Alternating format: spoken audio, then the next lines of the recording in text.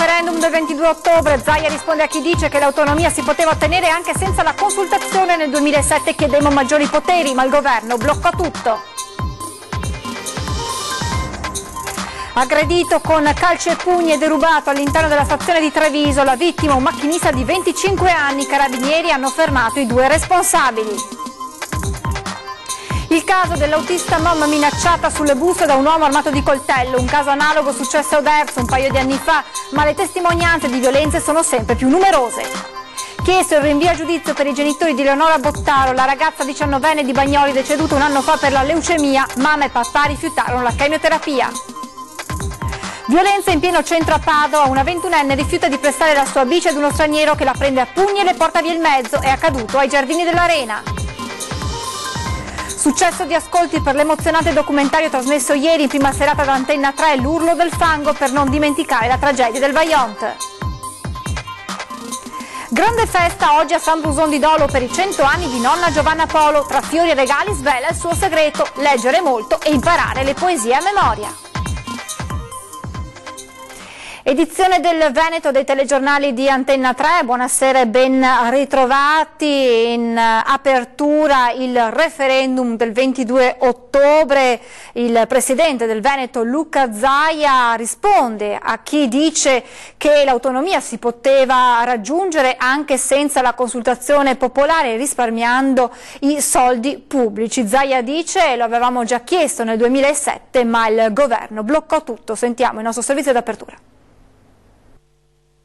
Autonomia, il Veneto alle urne con un occhio alla Spagna, dove non si sa dove porteranno le spinte indipendentiste della Catalogna, e se il timore serpeggia in Europa, il governatore Zaia ancora una volta rimarca la differenza tra il referendum veneto e quello catalano. La Catalogna fa un referendum per l'indipendenza, lo fa ovviamente in maniera non autorizzata. Il Veneto va a referendum in maniera legale, rispettosa della legge e autorizzata addirittura dalla Corte Costituzionale per un referendum per l'autonomia. Domenica 22 dalle 7 del mattino alle 11 di sera non ci saranno poliziotti con i manganelli, ma ci sarà il seggio aperto come al solito, come quando andiamo a votare. E poi c'è il fronte interno e le polemiche sui 14 milioni di euro di denaro pubblico che verranno spesi per il referendum su un'autonomia che il Veneto avrebbe potuto chiedere allo Stato senza indire la consultazione, risparmiando quei soldi. La risposta di Zaia in un tweet: l'abbiamo fatto, ma il governo ha bloccato tutto, allegando foto della delibera del 2007 nella quale il Consiglio regionale dava mandato al Presidente a negoziare maggiore autonomia in 14 materie,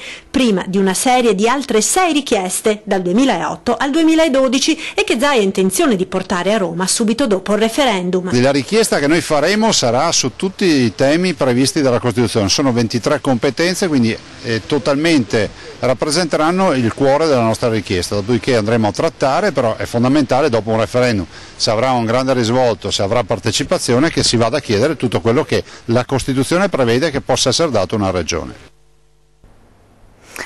Il referendum sull'autonomia non porterà più soldi in regione, tantomeno i miliardi di cui qualcuno parla. Così l'ex governatore della Lombardia Roberto Formigoni, che per primo aveva aperto la trattativa con il governo per ottenere la competenza su 12 materie. Si parla di qualche milione appena, aggiunge, e la questione autonomia viene affrontata in modo banale. La replica a queste parole di Roberto Ciambetti. Ha accusato la Lega di essere stata, quando era al governo, tutt'altro che autonomista, tant'è che lui dice: quando io ero Presidente ho avviato la trattativa secondo questo articolo 116 della Costituzione, ma c'è stato un veto da parte dell'allora Ministro dell'Interno Maroni.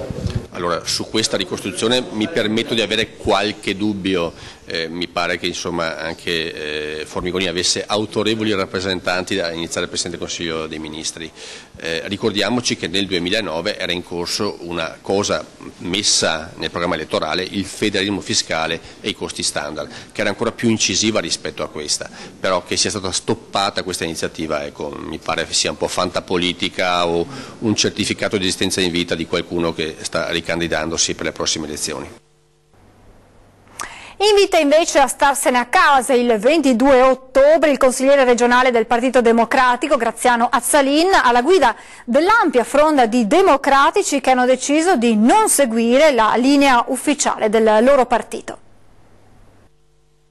Nel 2008 Zaia, che era al governo, non fece nulla e allora c'era una domanda pendente da parte della Regione Veneto, lo conferma anche oggi Formigoni, allora fu la Lega di Bossi che bloccò questo e in tutti questi anni Zaia è governatore da 7 anni, non ha fatto nulla, non è andato avanti con nessuna trattativa, adesso c'è stata una virata, diciamo, per nascondere le proprie responsabilità in campo politico e amministrativo di questa Regione. Il referendum sull'autonomia del 22 ottobre è una presa in giro agli elettori, secondo il consigliere regionale PD Graziano Azzalin. Nella sua interpretazione la Lega Nord sta portando avanti da almeno un decennio una sorta di gioco delle tre carte, continuando a promettere un'autonomia che nei fatti non ha alcuna intenzione di portare a casa. Zaia ce l'aveva già un mandato pieno, perché oltre la metà dei cittadini l'avevano votato e quel programma su cui l'hanno votato chiedeva maggiore autonomia. Il non portarla avanti è un addebito che dobbiamo fare. Oggi non dobbiamo in questa campagna elettorale fare in maniera di trovare un alibi per la Lega che non ha fatto quello che si era impegnata di fronte agli elettori. Per questo, conclude Azzalin, pur essendo a favore dell'autonomia, il 22 ottobre mi asterrò e invito i veneti a non cadere nella trappola della Lega e fare lo stesso. Faccio io una domanda a tutti quelli che andranno a votare: se c'è un sì così scontato e massiccio in chi si reca alle urne, che senso ha allora fare questo referendum se abbiamo già un esito così scontato? Che senso ha spendere questa quantità di risorse inutilmente? Ed ora l'analisi del politologo Paolo Feltrini, incentrata soprattutto su quella che potrà essere l'affluenza alle urne. Raggiungere il quorum al referendum sull'autonomia del Veneto sarà più difficile che nelle normali consultazioni per una questione burocratica che incide pesantemente sulla matematica. La base elettorale per la consultazione del 22 ottobre è infatti di 4.150.000 aventi diritto, contro i 3.725.000 dell'ultimo referendum, quello costituzionale del dicembre 2016. Nel computo vanno infatti inseriti i veneti all'estero, che nel caso di elezione nazionale vengono conteggiati a parte. Si tratta di oltre 400.000 elettori che non avranno diritto ad alcuna agevolazione per recarsi alle urne.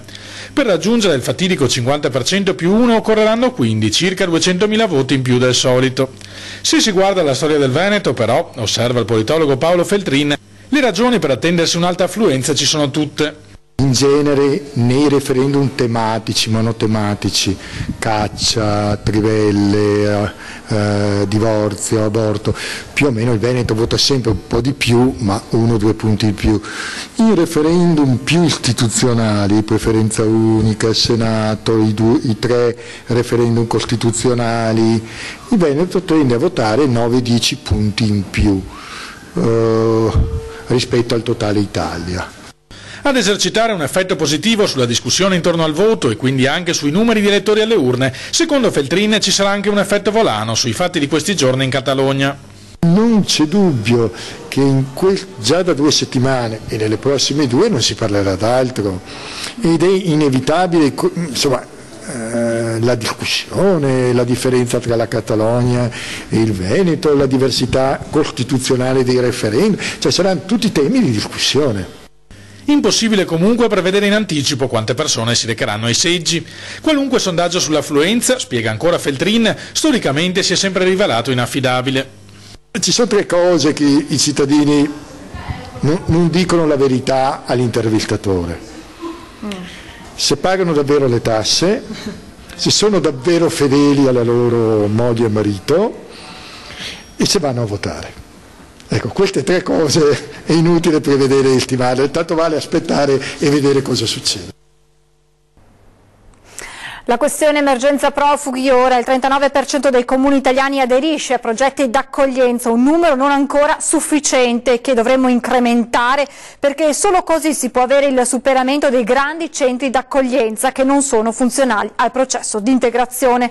Lo ha detto il ministro dell'Interno Marco Minniti al Comitato Schengen. Stiamo lavorando, ha aggiunto il ministro, alla conversione in legge del decreto per la creazione dei centri di permanenza per l'espulsione, che sono altra cosa rispetto ai CIE, ce ne sarà uno per regione e già ne sono stati individuati 11 attraverso l'interlocuzione con le regioni.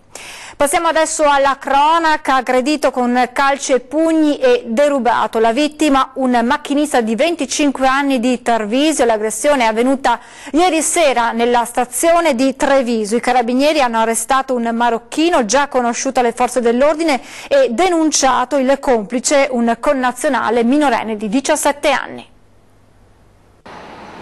Un'aggressione violenta avvenuta nella stazione ferroviaria di Treviso è accaduto ieri sera intorno alle 21:30. La vittima è un macchinista 25enne di Tarvisio. Il giovane era appena sceso dal treno merci per una pausa, si era diretto verso le macchinette per prendere qualcosa da bere. Ad un tratto alle spalle si è trovato due ragazzi del Marocco che gli hanno chiesto una sigaretta. Al rifiuto del macchinista è scoppiato un diverbio fra i tre, poi l'aggressione assurda. I due giovani hanno aggredito fisicamente il macchinista prendendolo a calci e pugni, provocandogli anche lesioni abbastanza gravi al volto, tra cui una frattura.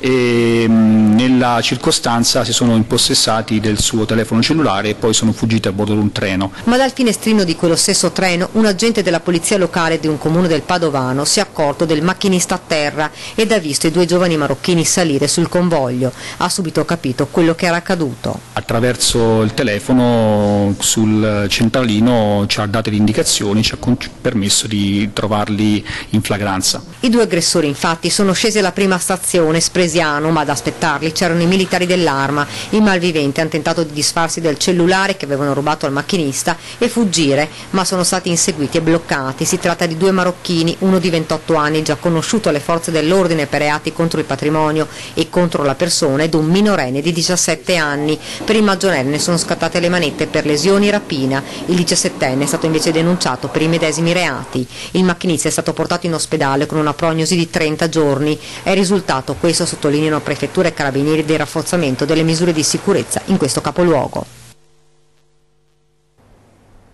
Restiamo nella Marca trevigiana con il caso della donna autista mom minacciata sul bus da un uomo armato di coltello. Un caso analogo successe a Oderzo qualche anno fa, ma le testimonianze di violenze sia fisiche che verbali sono sempre più numerose. Se sai che il giorno dopo devi comunque risalire nell'autobus è davvero difficile poter mantenere la serenità e il self-control che sono anche necessari in queste situazioni. Di dipendenti MOM, vittime di violenze, dal suo studio ne sono passati parecchi negli anni. All'avvocato trevigiano Letizia Ortica, già assessore a Cassugana con Giancarlo Gentilini, il caso dell'autista minacciata ieri sulla linea Portogruaro-Motta di Livenza da un 44enne armato di coltello, affrontato con lo spray al peperoncino, ricorda un episodio analogo che vide vittima un'altra donna. Un paio d'anni fa c'è stata l'aggressione di un autista donna in una tratta verso Oderzo e la signora veramente ne è uscita sconvolta. Atti di violenza verbali o addirittura fisici che stanno diventando all'ordine del giorno. Le testimonianze tra i dipendenti, come quelli con cui ha avuto a che fare Ortica, che a Cassugana da assessore aveva promosso anche i corsi di difesa personale per le donne, sono numerose. Hanno affermato che hanno notevoli problemi con le aggressioni negli autobus e che non riescono tante volte a imporsi anche nel pagamento del biglietto e se insistono per rimanere nella legalità possono suscitare anche delle reazioni che sono imprevedibili. L'azienda di trasporto ha ricorso addirittura a vigilantes armati sui bus entrati in servizio pochi giorni fa, mentre le stazioni sono presidiate dalle forze dell'ordine. Tutte iniziative che servono a far stare più tranquilli anche i passeggeri, spesso anziani. Ora non si chiede più la famosa creanza che c'era una volta di lasciare il posto all'anziano, ma quantomeno di non essere aggressivi e spaventare le persone che hanno il diritto ad una vita serena.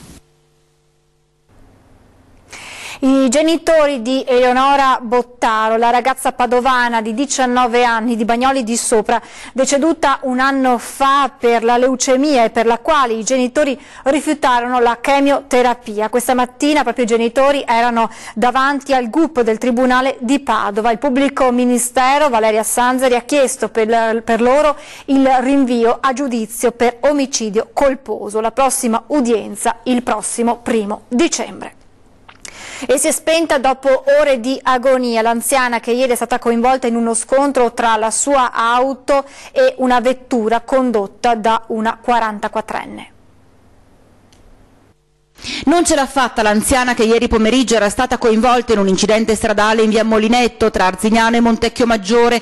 Teresina Dalla Pozza, 75 anni, originaria di Altavilla, è morta all'alba di oggi dopo ore di agonia al San Bortolo di Vicenza, dove era stata trasportata in gravissime condizioni. Ieri pomeriggio si trovava al volante della sua Fiat 600 quando, per causa del vaglio della polizia locale dei Castelli, si è scontrata frontalmente contro una Dacia condotta da una 44enne di Montecchio.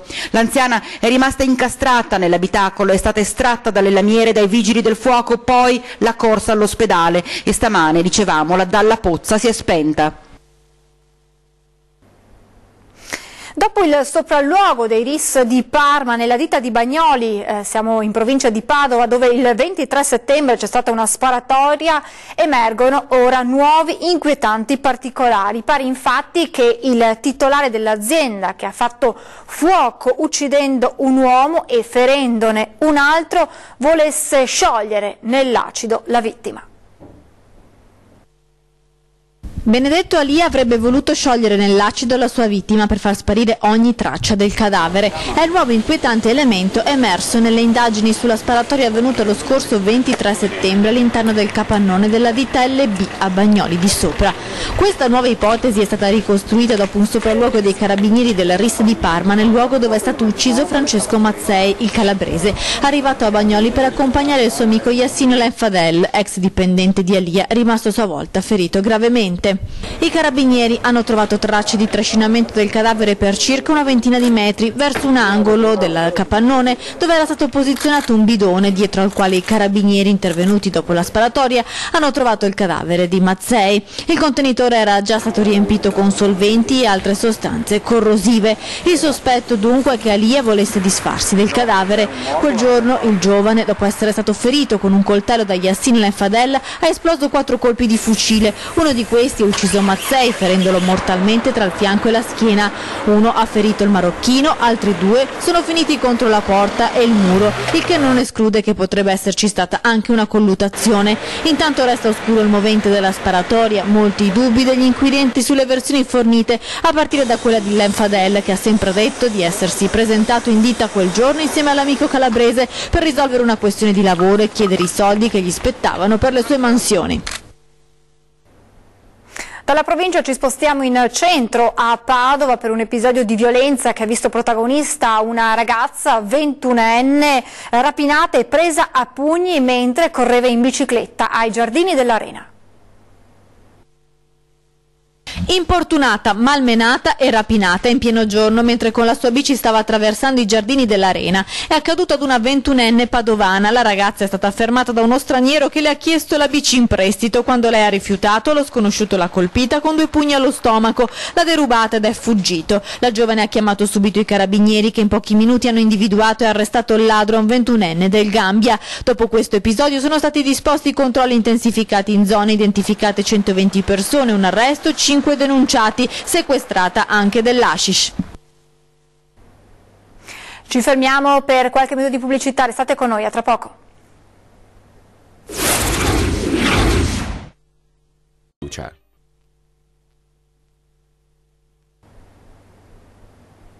Di nuovo in diretta per parlare di sicurezza con i dati resi noti dal Ministero. Ebbene, su 106 province italiane Vicenza è all'82° posto per numero di reati denunciati, ma i furti in abitazione sono comunque tanti, il doppio ad esempio rispetto a Napoli.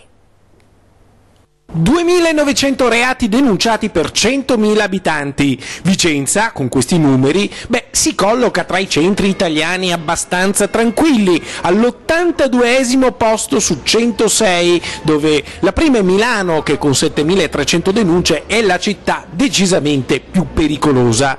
Eppure, analizzando le singole voci di questa classifica stilata dal Ministero dell'Interno, emerge che i furti in appartamento sono tanti, troppi rispetto ad altre città. Per esempio si registra il doppio dei furti in appartamento confronto a Napoli. In cambio diminuiscono i reati più gravi. Si fingevano avvocati o rappresentanti delle forze dell'ordine per truffare gli anziani. Sgominata la banda che agiva in tutta Italia, anche nel veneziano. Truffe agli anziani. Maxi operazione congiunta di polizia e carabinieri dalle prime ore dell'alba partita da Napoli con l'obiettivo di catturare la cosiddetta banda composta da persone di origine partenopea che agiva in tutta Italia, compreso il veneziano. Di recente anche il milanese, dove le truffe agli anziani sono aumentate a dismisura. 12 le persone arrestate, un sospetto ancora a piede libero. La tecnica più utilizzata era quella del finto appartenente alle forze dell'ordine o del finto avvocato. Una telefonata a casa della vittima annunciava che il figlio aveva provocato un incidente stradale e per questo era stato arrestato, quindi servivano dei soldi per la cauzione o la difesa legale. Un carabiniere o un poliziotto diceva che una persona di lì a poco sarebbe arrivata a casa per riscuotere denaro o gioielli a titolo di risarcimento del danno.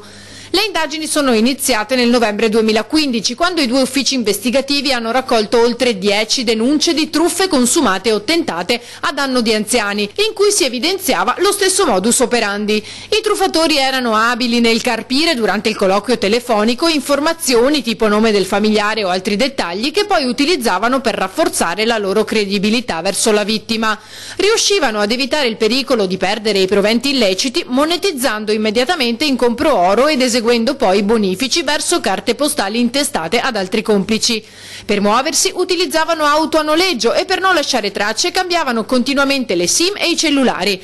Nei 6 mesi di indagine sono state ricostruite 66 truffe tra consumate e tentate. Sono stati recuperati e riconsegnati alle vittime l'oro e i preziosi oggetto di 5 truffe per un valore di circa 100.000 euro. La campionessa veneziana di nuoto Federica Pellegrini, vittima di offese sessiste. La rabbia della nuotatrice, scatenata da pesanti allusioni, tanto da spingere la stessa Pellegrini ad annunciare una denuncia nei confronti di Tommaso Morini, figlio del tecnico Stefano, tecnico di Paltrinieri ed ex allenatore della stessa nuotatrice veneziana. Morini Junior aveva postato e subito rimosso un'allusione circa una relazione tra la Pellegrini e il suo tecnico Matteo Giunta, battuto tra l'altro da Morini alla votazione del premio Castagnetti. Non pago è spuntato poi un secondo post in cui Morini Junior è andato ancora più pesante con le volgarità, tensioni che dalla vasca, è ormai chiaro, passeranno alle aule di tribunale. Voltiamo pagina, successo di ascolti per l'emozionante documentario trasmesso ieri in prima serata da Antenna 3, L'urlo del fango, per non dimenticare la tragedia del Vajont, raccontata dagli occhi e le lacrime di chi è sopravvissuto ma ha perso tutto in quella terribile notte. Una ferita che non si rimargina e alla quale per decenni si sono aggiunti tassello dopo tassello colate di indifferenza e soprusi. Perfino odiosa sfacciataggine sino a rigare i volti dei tanti ancora qui residenti ed erigere uno scudo di rabbia nella loro fiducia ancora più forte di quello lassù, incastonato nella montagna. Una cosa che non ho mai visto. E cosa vuol che le dica? Questa povera gente qua che ha le case, c'ha tutto, insomma, la sua vita. E adesso sono costretti ad andare via. L'effetto è disastroso. Una rabbia che emoziona, un ricordo sbiadito e ricoperto dal fango di un'indifferenza che attraversa i decenni. In pratica io poi mi sono trovata sottoterra, ho fatto 350 metri in linea d'aria di volo, ero totalmente sottoterra, avevo fuori un piede e una mano solo.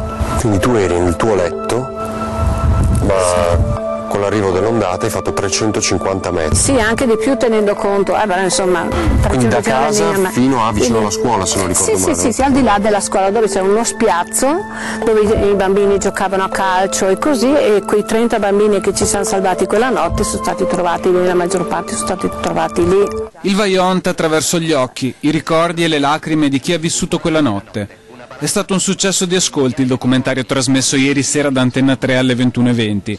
La ricostruzione di una ferita causata dall'uomo e per la quale nessuno ha pagato e nemmeno chiesto scusa.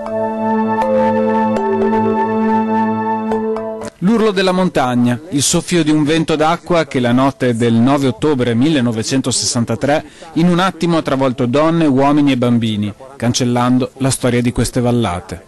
Quest'onda ha investito direttamente Longarone, spazzando Longarone, Pirago, Rivalta. Ecco, una parte di essa si è aperta verso nord, spazzando via la parte più periferica, più verso il Piave del paese di Codissago e naturalmente spazzando via la zona di Malcolm, e un'altra parte invece ha trovato sfogo libero verso il letto, verso Belluno, verso la Val Belluna, sul letto del Piave che lì si allarga. Ed ora andiamo a festeggiare i 100 anni di nonna Giovanna Polo di San Brusone di Dolo. Oggi compio 100 anni. 100 anni, sicura? Sì. Yeah. Un secolo di storia. Cara. Nonna Giovanna Poli, per tutti Giovannina, lo ha festeggiato oggi, attorniata dai profumi e dai colori delle rose e delle piante officinali che le fanno compagnia qui all'Hospice di Dolo da oltre 20 anni. Classe 1917, originaria di San Brusone, stringe forte forte il cagnolino in peluche che ha appena ricevuto tra i vari regali di compleanno. Avevo tutto tavolita sopra dei comodi, piena di regali. Buffo e divertente il suo commento quando sa che la sua intervista verrà trasmessa niente meno che al telegiornale. Subito, un bel posto, si illumina e si rianima nel mostrarci fiera la foto di quando aveva 20 anni. Si rabbuia solo un po' quando con la mente ritorna bambina e ricorda il suono delle bombe e i morsi della fame. Proprio. Rimasta troppo presto vedova e purtroppo senza figli, racconta il suo elisir di lunga vita. Leggere e imparare poesie a memoria, ci svela, recitando i versi di una filastrocca sui mesi dell'anno. Ottobre dei colori, novembre, casca ali del Polizia, grazie ai signori a trovarmi qua, grazie. E vedi cosa sempre. Auguri a nonna Giovanna, è tutto per questa edizione, grazie per l'attenzione, vi lascio le previsioni meteo, arrivederci.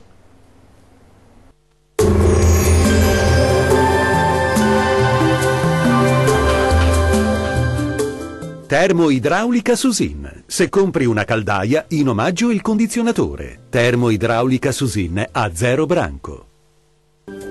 Ci attende un'altra giornata in compagnia del tempo asciutto e stabile sulle nostre regioni. Vediamo il dettaglio. Sul Veneto maggiore nuvolosità sulle aree prealpine anche con locale copertura del cielo sul nord vicentino, ma non sono attese piogge. Nubi sparse e schiarite prevalenti altrove, qualche nebbia o foschia mattutina sulle pianure centro-orientali. Diamo uno sguardo alle temperature, le massime sono attese tra i 17 e i 23 gradi, valori minimi sui 9-14 gradi circa.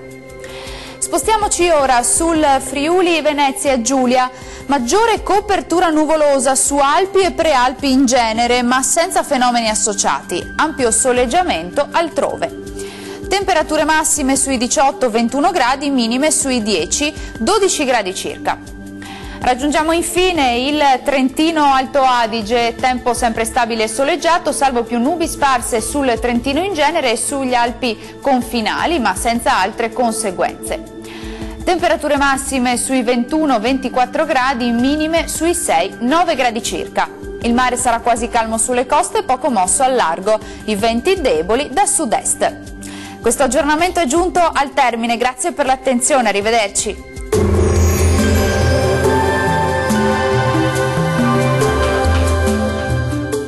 Termoidraulica Susin. Se compri una caldaia, in omaggio il condizionatore. Termoidraulica Susin a 0 branco.